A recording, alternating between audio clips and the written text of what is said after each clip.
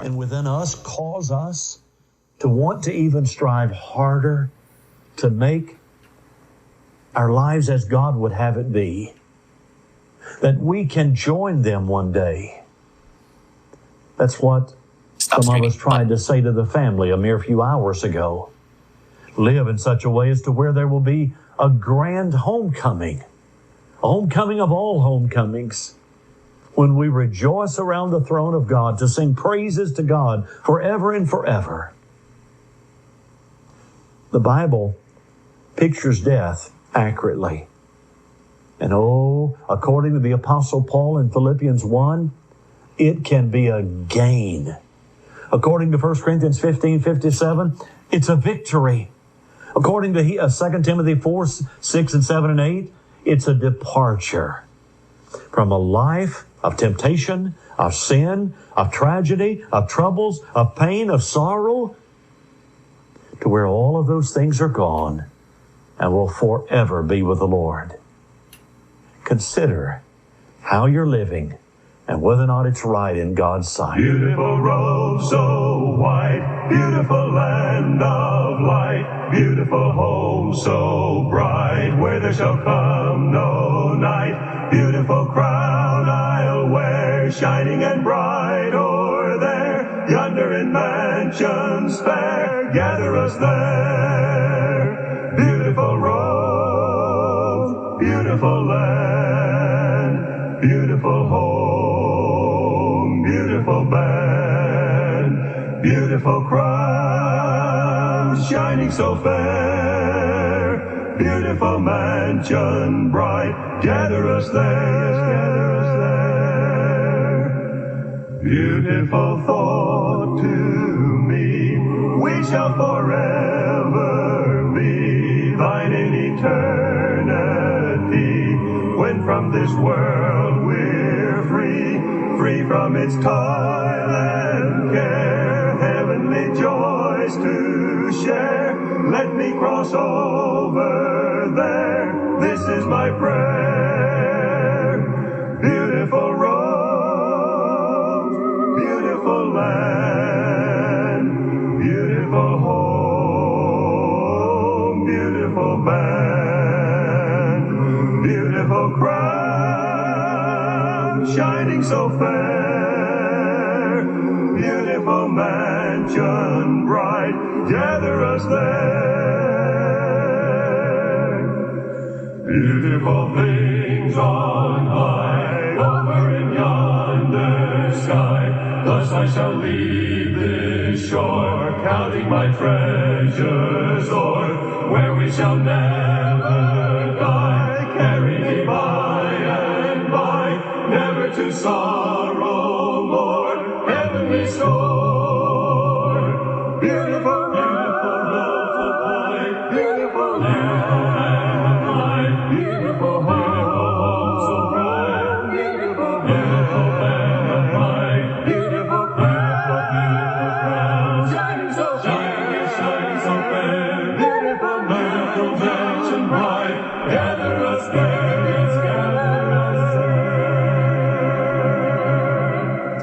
I'm Caleb Colley, and we're on The Rock.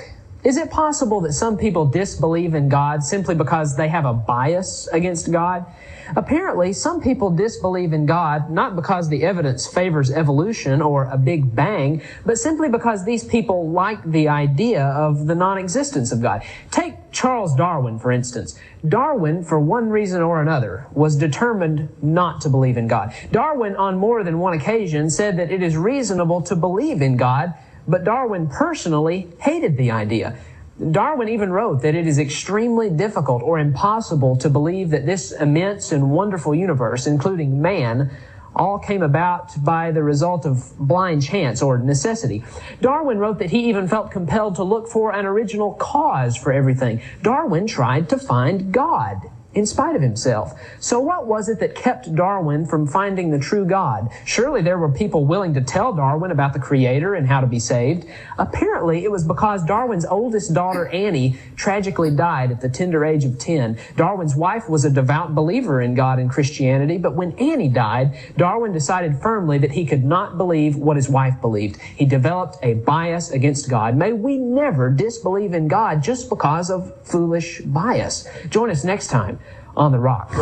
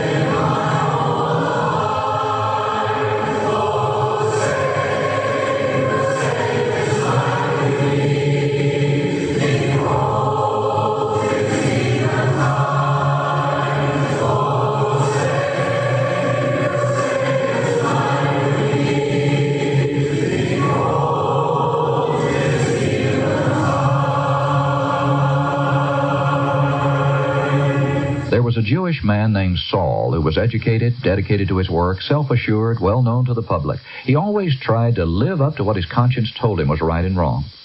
One day the Lord appeared to Saul and revealed to him that he was indeed a sinner of great degree. But in good conscience, Saul had been persecuting God's people. He had even consented to the stoning of the Lord's disciple, Stephen. Can you imagine the shame, the guilt, the self-hatred he must have felt? But as we read in Acts 22, Saul repented and was baptized to wash away his sins, and then he lived faithful to God. Can you imagine anyone having to make amends for such terrible sin as Saul's? Can you imagine living with a memory of such sin? But he did. He didn't dwell on his past mistakes. He said, I moved forward. I pressed toward the mark for the prize of the high calling of God in Christ. You can do the same. I'm Jim Dearman with a brief message of truth for the world.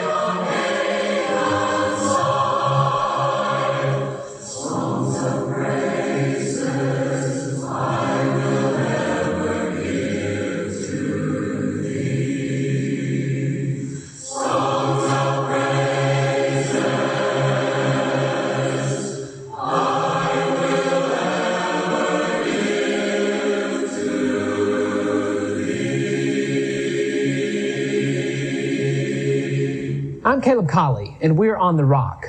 Design demands an intelligent designer, and the animal world is amazingly complex. We know that an intelligent creator put it all together. Let's take just one example from the animal world, the bombardier beetle. As Jane Rex studied the bombardier beetle, she wrote this: "The bombardier beetle defends itself by squirting predators, ants, frogs, spiders, with a high-pressure jet of boiling liquid in a rapid-fire action called pulse combustion." Building on work by Professor Tom Eisner at Cornell University, the new project will set out to improve understanding of the beetle's unique pulse combustion and nozzle ejection mechanism. It also aims to identify how combustion engineers could exploit this understanding to practical effect. For example, knowledge gained could aid the development of a device that helps relight aircraft engines at high altitude by squirting plasma into the engine's combustion chamber more accurately. Imagine that. Aircraft scientists are learning from a little creature that creates an explosion to defend itself. Evolutionists cannot explain it. Creationists like you and me, however, can. We serve an almighty creator. He made the bombardier beetle, and he made all of the other amazingly complex animals in our universe. Join us next time on The Rock. Higher than the mountains that I face, stronger than the power of the grave, constant in the trial and the change. One thing remains, higher than the mountains that I face, stronger than the power of the grave, constant in the trial and the change. One thing remains, one thing remains. Your love never fails and never gives up and never runs out on me. Your love never fails and never gives up and never runs out on me. Your love, oh, your love, on and on and on and on it goes, it goes. It overwhelms and satisfies my soul. I never ever have to be afraid. One thing remains, one thing remains. Your love never fails and never gives up and never runs out on me. Your love never fails and never gives up and never runs out on me. Your love, oh, your love, in death, in life, I'm confident and covered by the power of your great love. My debt is paid, and there's nothing that can separate my heart from your great love. Your love never fails and never gives up and never runs out on me. Your love never fails and never gives up and never runs out on me. Your love never fails and never gives up and never runs out on me. Your love, oh, your love, higher than the mountains that I face, stronger than the power of the grave, constant in the trial and the change. One thing remains, one thing remains.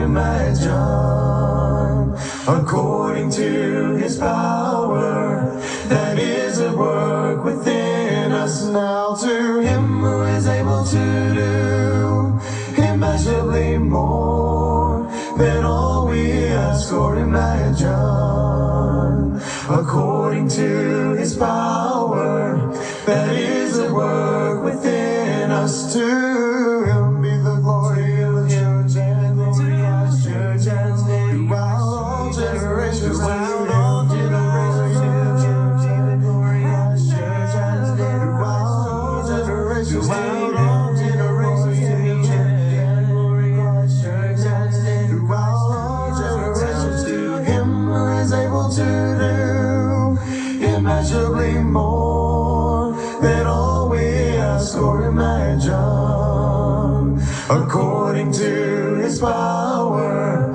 that is at work within us now. To him who is able to do immeasurably more than all we ask or imagine, according to his power that is at work within us. To him be the glory of the church and the glorious church and throughout all generations, throughout all generations, the glorious church and throughout all generations, throughout all generations, the glorious church and throughout all generations. To him who is able to do immeasurably more than all we ask or imagine.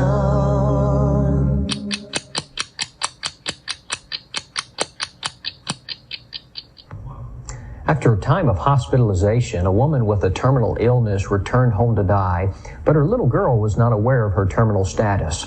One day, as the doctor was visiting, the little girl stood outside the bedroom door. She overheard the doctor say, "The time is not too far off. Before the last leaves have gone from the trees, you will die." Sometime later, the father came to the breakfast table to find that his little girl was not there.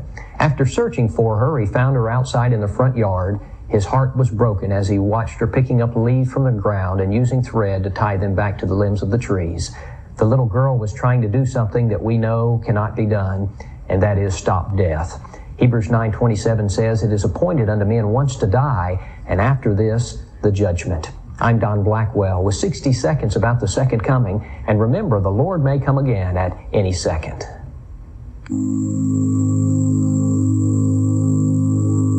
Holy Lord, WGW 649. Status bar item. Do not disturb. Image. Status bar item. Swipe down 3 fingers to reveal notifications. Swipe up with 3 resets. Heading.